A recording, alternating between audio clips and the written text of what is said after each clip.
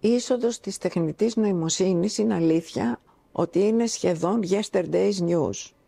Το βλέπουμε παντού και όπου και να το ψάχνουμε φαίνεται ότι συνεχίζει ο ανθρώπινος εγκέφαλος προς το παρόν να προηγείται. Δεν θα έρθει να μας πάρει τις δουλειές. Σίγουρα βλέπω ότι θα είναι εναρμονισμένη και να σκεφτούμε ότι θα είναι καλά συντονισμένη και συμπληρωματική με την ανθρώπινη διάνοια και εργασία. Αυτό όμως δεν σημαίνει ότι πρέπει να χαλαρώσουμε. Έχουμε 3 σημεία που καλό είναι να προσέχουμε για να μην υπάρχουν οι αρνητικές επιπτώσεις. Το πρώτο είναι να αναπτύξουμε μία ικανότητα όταν ζητάμε τη βοήθεια της τεχνητής νοημοσύνης και των εργαλείων, να είμαστε πάρα πολύ σαφείς και ακριβείς στις ερωτήσεις που θα κάνουμε. Θυμάμαι στα πρώτα μου πειράματα είχα τις προσωπικές μου σημειώσεις από ένα συνέδριο και ζήτησα να μου συντάξει μία σύνοψη.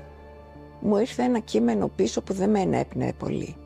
Όταν ζήτησα μία σύνοψη για να παράξω δελτίο τύπου, αυτό που πήρα ήταν σημαντικά διαφορετικό.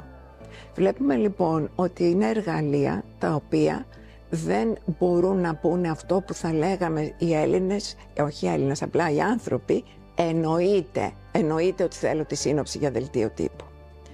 Μία δεύτερη ικανότητα την οποία θα πρέπει να συνεχίσουμε να έχουμε είναι να εξακριβώνουμε τα στοιχεία τα οποία παίρνουμε. Είναι πολύ σημαντικό δηλαδή να μην χαλαρώσουμε και να μην επαφιόμαστε ότι ό,τι πάρουμε θα είναι και ποιοτικά σωστό, διότι το εργαλείο δεν ξέρει τα metadata, αν μου επιτρέπετε όσοι ξέρετε από πληροφορική. Δηλαδή το context, το πλαίσιο μέσα στο οποίο έχουν παραχθεί αυτά τα αποτελέσματα, κάτι που ο ανθρώπινος εγκέφαλος μπορεί φυσικά να το διακρίνει και αν ευσταθούν για τη συγκεκριμένη περίπτωση. Μία τρίτη παράκληση, οδηγίας, παρένεση που θα έβλεπα είναι να μάθουμε όλοι να πορευόμαστε σε καιρούς πολύ μεγαλύτερων σαρωτικών αλλαγών. Αυτό θα βοηθήσει αν έχουμε βέβαια διατηρήσει την κριτική μας σκέψη. Κάτι που οι μηχανές ακόμα δεν έχουν όπως καταλαβαίνουμε.